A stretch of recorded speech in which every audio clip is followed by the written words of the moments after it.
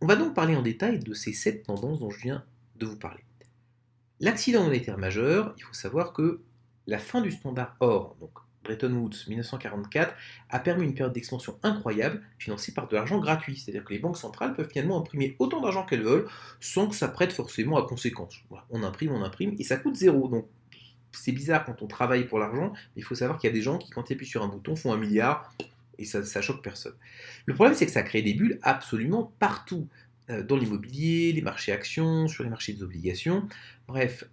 Donc il y a une espèce de crise majeure qui nous pend au nez. Alors on l'attend depuis longtemps, on va peut-être l'attendre beaucoup, parce que quand on a le pouvoir d'imprimer de l'argent quand on veut, finalement on peut reculer l'échéance assez longtemps, sauf que malheureusement la réalité est têtue, donc plus on attend, plus ça risque d'être majeur. Donc, la crise de 2008 qu'on a vécue était peut-être qu'un entraînement, et ce qui va nous arriver là risque d'être beaucoup plus grave.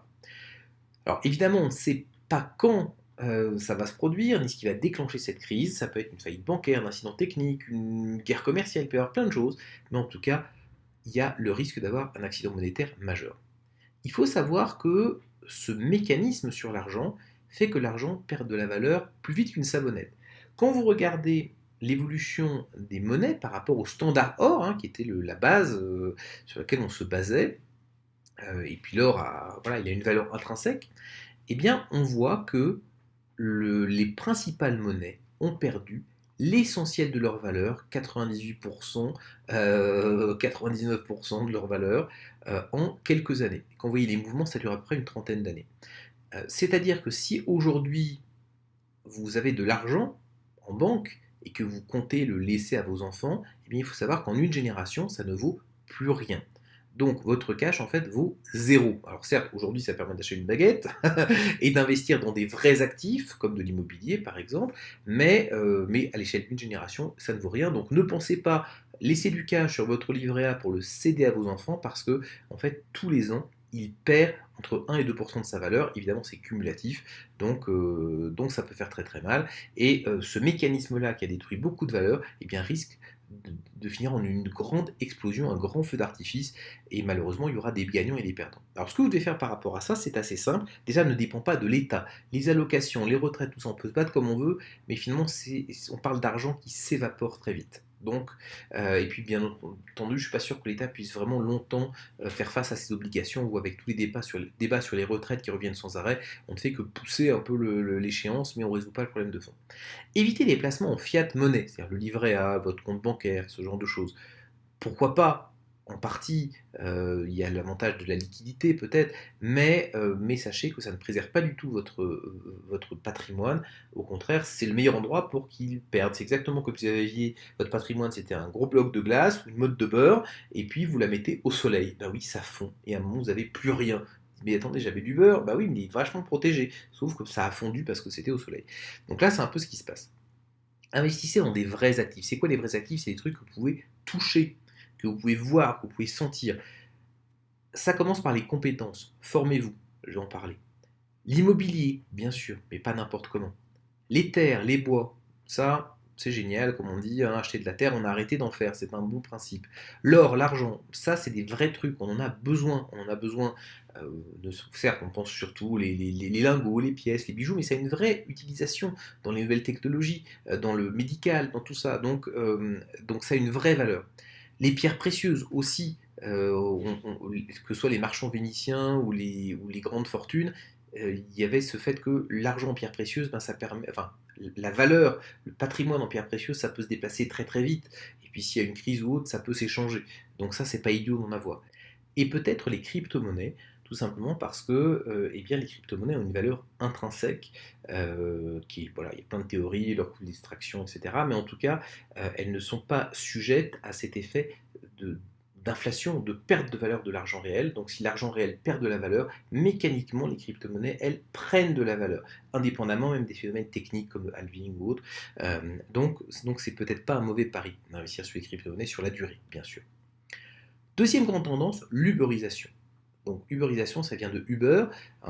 Chacun peut devenir chauffeur de taxi, même sans licence. Donc ça perturbe complètement les économies, parce que ça veut dire que vous aviez avant un chauffeur de taxi qui devait payer une licence, qui en plus était souvent salarié ou qui devait payer des charges sociales, etc., ou son entreprise les payait, et là maintenant c'est plus du tout le cas, n'importe qui peut être chauffeur de taxi. Alors il y a voilà, les sociétés s'organisent, il y a des requalifications, bah non, ce sont des salariés, bah non, c'est des indépendants, bah non, on ne sait pas, mais en tout cas, ça change fondamentalement le modèle, ça fait exploser les monopoles, et puis ça diminue fortement les recettes de l'État. C'est-à-dire que Uber, finalement, fonctionne et permet de proposer des courses de taxi peut-être un petit peu moins chères, ou avec une meilleure qualité de service, peut-être, c'est plus pratique, mais en se finançant avec l'argent des actionnaires, et puis en faisant détruire beaucoup de valeur par rapport aux recettes sociales, en termes de charges sociales et fiscales de l'État.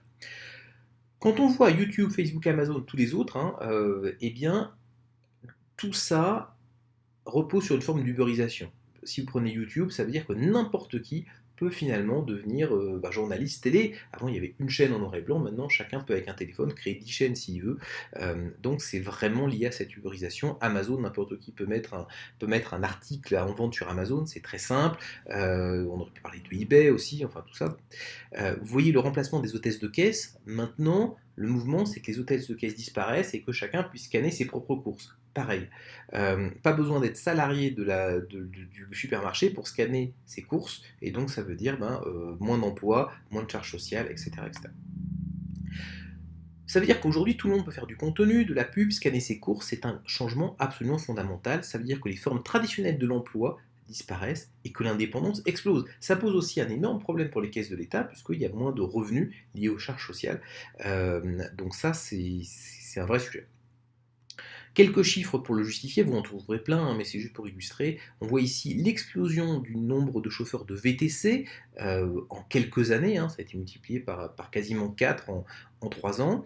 Quand on voit l'évolution du nombre de micro-entreprises, on voit que depuis 2010, il y a eu une forte explosion à partir du moment où ça a été créé, et puis là on est sur une augmentation progressive, mais qui va peut-être même en augmentant, puisqu'en fait en 2018 il y a eu une augmentation de 28% du nombre d'inscriptions, c'est-à-dire que beaucoup plus de gens veulent devenir indépendants, s'inscrivent comme indépendants. Qu'est-ce que vous devez faire par rapport à ça? Eh bien, attendez-vous à jongler entre plusieurs vies et carrière. Il n'y a plus de carrière toute tracée, vous le savez déjà, mais ça va être d'autant plus marqué dans les années qui viennent. Investissez sur vous en permanence, parce que la roue tourne, elle tourne de plus en plus vite, je vais en parler. Ça veut dire qu'il faut que vous deveniez finalement à la fois un expert, un créateur, un influenceur, un investisseur, tout ça en même temps. Donc je sais que ça fait un peu gloops, mais c'est ça qui est en train de se passer, de se produire, et ce sont les gens qui seront capables de jouer avec ces différentes notes qui s'en sortiront le mieux. Ça ne veut pas dire qu'on joue toutes les notes en même temps, ça ne veut pas dire qu'on joue toutes les notes aussi bien, mais ça veut dire qu'on joue sur ces différents leviers à différents moments dans sa carrière et dans sa vie. L'important, c'est d'être entrepreneur de votre propre vie, d'utiliser les ressources qui vous entourent, votre réseau, peut-être votre capital, vos expertises, votre expérience, pour à chaque fois réinventer un modèle de succès. Utilisez les hauts, les moments où l'argent rentre, vous êtes tranquille, pour vous créer de la sécurité, et anticiper les bas. Moi, je vois malheureusement trop d'entrepreneurs qui, quand ça va bien, ils claquent tout, et puis quand les moments sont plus compliqués, eh ben, ils n'ont plus rien. Voilà, c'est vraiment comme faisait l'agriculteur, hein, avant, encore aujourd'hui. Voilà, les moments où les récoltes sont très bonnes, eh ben, il va stocker, et quand c'est moins bon, ben, il déstocke. Voilà, donc c'est un peu la même chose avec l'argent. Troisième tendance, la robotisation. Vous voyez cette photo ici, c'est un robot humanoïde, hein, tous les robots ne sont pas humanoïdes, par exemple votre scanner de caisse c'est une forme de robot, mais il ne vous ressemble pas. Et là c'est un robot de Boston Dynamics, qui est une filiale de Google, et vous voyez qu'il est en train de mettre la pâtée à un gars. Alors c'est un petit sketch qu'ils ont fait, mais ça fait un petit peu peur. Il faut savoir que sur l'autre côté de la photo, il y a un autre agresseur, il lui a carrément foutu un coup de pied dans les couilles, donc il est couché sur le sol en train de se tordre de douleur. Donc c'était un peu un petit sketch qu'ils ont fait, mais ça montre de quoi est-ce qu'aujourd'hui on est capable. Le robot est en train de foutre la pâtée à l'être humain dans beaucoup de dimensions. Donc on sait que de plus en plus de robots font le travail humain. Vous prenez l'assemblage des voitures, ça fait longtemps, ça étonne plus personne, mais la gestion des entrepôts, c'est un peu plus technique. Mais quand vous voyez ce que fait Amazon, il y a de plus en plus de robotisation. Livraison par drone, par exemple, alors ça pose des problèmes de sécurité ou autre, mais enfin l'idée était là. On peut penser aux moissonneuses guidées par GPS, hein, vous n'avez même plus besoin d'avoir quelqu'un dedans, si peut-être par sécurité, mais globalement ça se pilote à distance. Les scans dans les supermarchés dont je parlais, c'est vraiment de la robotisation, vous éliminez toutes les hôtesses de caisse, et on pourrait citer des exemples comme ça, mais il y en a plein, plein, plein, plein, plein. Et ça va faire disparaître de nombreux emplois dans tous les secteurs. Mais c'est pas tout, parce que à la robolution s'ajoute l'intelligence artificielle. Quand vous regardez les secteurs de l'économie, primaire, secondaire, c'est-à-dire les travails, les mines, les champs et les travails dans l'industrie, vous avez la robotisation qui a tendance à éliminer ce travail-là. Mais dans les services, c'était à peu près protégé. Sauf que l'intelligence artificielle, finalement, va faire la même chose dans le domaine des services. L'IA, l'intelligence artificielle, est de plus en plus performante. Que ce soit pour la stratégie, les marchés financiers, l'écriture, le design, la peinture, la musique, même des choses de créativité dont on pensait que c'était finalement l'apanage de l'être humain, eh bien pas du tout. Parce que l'intelligence artificielle est de mieux en mieux dans ce domaine et elle prend un rôle de plus en plus important. D'ici 15 ans, et ça c'est pas moi qui le dis, ce sont plusieurs études, hein, de McKinsey en particulier, grand cabinet de conseil, mais aussi d'autres, l'intelligence artificielle pourrait remplacer 40% des jobs, c'est quand même pas mal. On parle de saisie comptable, de diagnostic médical, c'est-à-dire que oui, le médecin eh bien, peut être remplacé par une intelligence artificielle. L'analyse financière, l'analyse juridique, les architectes, bref, tout un tas de boulot. C'est pas juste des choses de base, hein. On parle vraiment de travaux qui peuvent être assez avancés. Je voyais un reportage avec une intelligence artificielle, vous lui donnez votre budget, la taille de votre salon, enfin voilà, il vous donne tout un tas de choses parmi lesquelles choisir, et il vous calcule instantanément combien ça va vous coûter, et il vous fait le plan.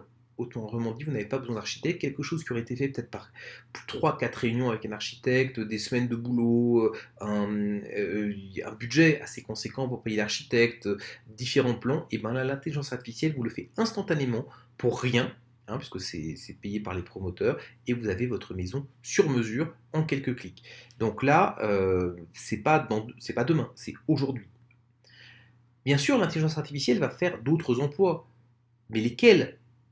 Parce que je ne pense pas que la caissière ou l'architecte dont le boulot a été remplacé seront capables de programmer l'intelligence artificielle, et même une intelligence artificielle remplace peut-être 1000, 10 000, je ne sais pas combien il y en a, d'architectes, donc ça pose un vrai défi.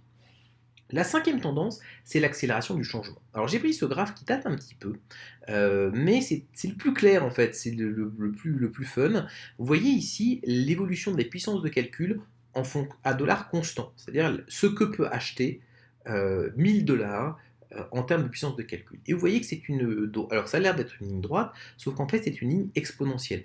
Chaque graduation ici, vous voyez sur le côté, eh bien, fait une multiplication par 1000. Et vous voyez ici ces tendances, là, les lignes vertes, eh bien on voit que ça s'accélère encore. Donc c'est pas une droite, c'est une exponentielle, mais c'est une exponentielle qui accélère. Et ça nous dit que l'ordinateur, eh bien, dépassera la capacité de l'humain, eh ben, peut-être maintenant, peut-être en 2020, 2030, si vous écoutez ce que dit Elon Musk, qui s'y connaît quand même pas mal en intelligence artificielle, puisqu'il a créé donc tout un tas d'activités autour de ça, eh bien pour lui, finalement, il y a le chimpanzé, l'homme et l'intelligence artificielle. On va vraiment vers un moment où l'intelligence artificielle dépassera l'humain. Donc ça, c'est ce qu'il croit. On sait aujourd'hui que l'intelligence artificielle nous dépasse dans tout un tas de domaines spécialisés. Le champion de Go a été battu il n'y a pas tellement longtemps, hein. C'est un jeu qui paraît-il plus compliqué que les échecs. Donc les échecs, ça faisait déjà quelques années. Là, l'intelligence artificielle arrive à battre l'humain sur son propre terrain. Mais l'important de tout ça, c'est de voir que le rythme de changement s'accélère, et l'accélération s'accélère. Ça change de plus en plus vite. La question, c'est qui va en profiter. Quand on dit, ah ben tiens, l'algorithme de YouTube a encore changé, ou tiens, Facebook a lancé telle ou telle chose, il va falloir que je m'adapte, eh bien, ça vient simplement de l'augmentation extraordinaire de ses capacités de calcul et de ce qu'est capable de faire l'informatique et l'intelligence artificielle. Par rapport à ça, pour répondre à la question de qui va en profiter, l'important c'est de parler de la loi du 90-10. Quand vous voyez ici une courbe, ça c'est une courbe réelle, hein, sur une de mes opérations, j'avais mis le revenu des différents partenaires qui avaient participé, et vous voyez en fait que en bas vous avez donc les partenaires classés par ordre, et vous avez le pourcentage des revenus. Et ça représentait une courbe 90-10, c'est-à-dire que le top 10% prenait 90% des revenus, et les autres se partageaient les miettes. Ça veut dire que le top 10% gagne 80 fois plus que les autres en moyenne. Tout simplement parce qu'il y a 9 fois plus de gains à diviser entre 9 fois moins de gens. 9 fois 9, ça fait 80. Donc, dans ce nouveau monde 90-10, si vous ne faites pas partie du 10%, vous n'avez que les miettes et vous vous battez avec la multitude. La répartition du succès, l'argent, la notoriété, ce que vous voulez, sera de plus en plus inégalitaire. Le top 10% prendra 90% du gâteau. C'est déjà le cas, dans plein de domaines, ça va être de plus en plus le cas. En termes d'argent, si vous êtes dans le top 10%, vous gagnerez 80 fois plus que les autres. Autrement dit, vous avez intérêt à être un sacré expert et à vous maintenir. Parce que dès que vous sortez du 10%, tac, vous vous retrouvez avec les miettes. Soit vous êtes dans le top 10% et vous y restez, soit vous avez finalement plus rien. 6e tendance, la disparition du travail. Donc, vous voyez un petit robot qui botte les fesses d'un salarié, mais je l'ai trouvé très juste ce truc-là. L'humain devient de moins en moins compétitif par rapport à la technologie, même pour les tâches de création. Le message des GAFA, donc les Google, Amazon, Facebook, Apple, c'est que l'humain, il est cher, il est con, il est chiant et il est pas fiable. C'est pas moi qui le dis, ce sont eux qui nous donnent ce message-là. Parce que qu'est-ce qu'ils mettent en place et qu'est-ce qu'ils facilitent? Eh bien, c'est le transfert du travail du salariat aux robots, intelligence artificielle et aux meilleurs indépendants. On voit de moins en moins de CDI, de plus en plus de boulots qui sont confiés à travers des plateformes à des indépendants. On prend les meilleurs, quand ça ne va plus, on en prend un autre, et puis on ne s'engage plus sur la durée avec des salariés. Ça crée une concurrence sauvage entre les indépendants, bien sûr, mais pour les entreprises, c'est très bien parce que moins de charges sociales, beaucoup plus de flexibilité, meilleure qualité, des gens qui sont toujours motivés. Donc, c'est gagnant pour eux, mais beaucoup plus de pression pour les individus.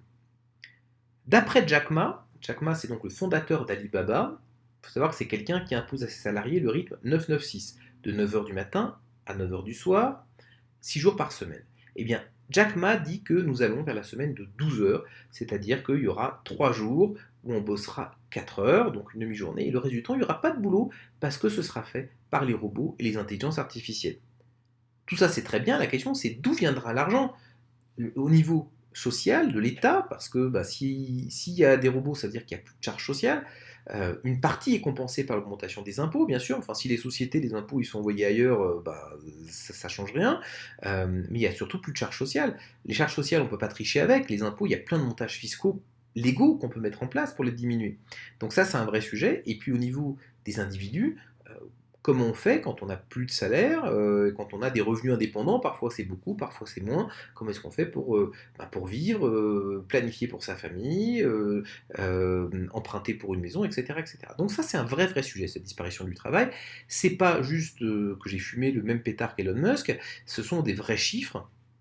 On voit ici, mais il y en a plein, donc c'est juste quelques exemples, on voit ici l'augmentation de la part du temps partiel dans l'emploi, on voit ici l'augmentation de la part des CDI dans les embauches, c'est-à-dire que il y a moins de CDI, il y a plus de temps partiel, le travail petit à petit disparaît. Il y a plein d'autres graphiques comme ça, j'ai pris ceux-là, mais on aurait pu en trouver plein, il y en a qui sont beaucoup plus récents, il y en a qui donnent des grandes tendances de fond, mais en tout cas, le message, il est là, c'est cette disparition de l'emploi salarié longue durée.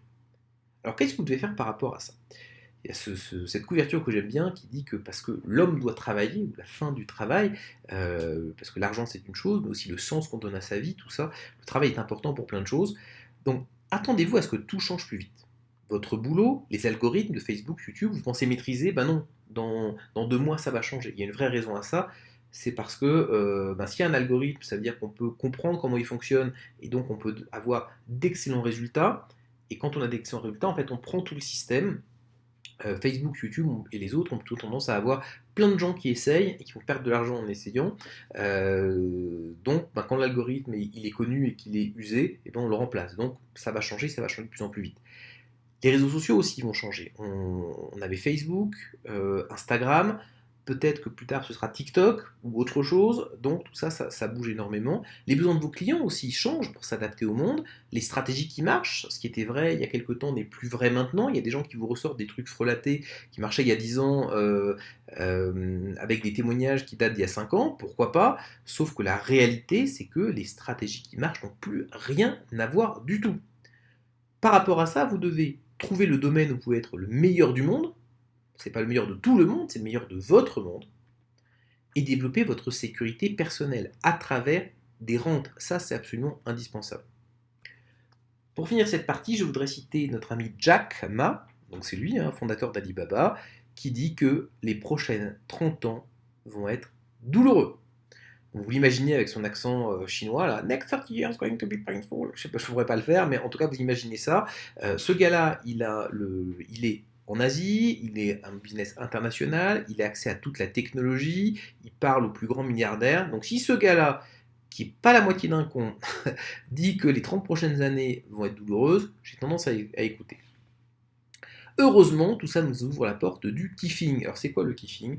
C'est que si on se débrouille bien, eh bien, on pourra avoir beaucoup plus de kiff. On aura une vie plus écologique, c'est pas une vie, on vit dans la nature, on mange que bio, mais je veux dire par là une vie beaucoup plus saine, équilibrée, libre. Finalement, la valeur travail, d'être un bon salarié, etc., va avoir tendance à disparaître, donc on va pouvoir se rapprocher des choses peut-être plus fondamentales.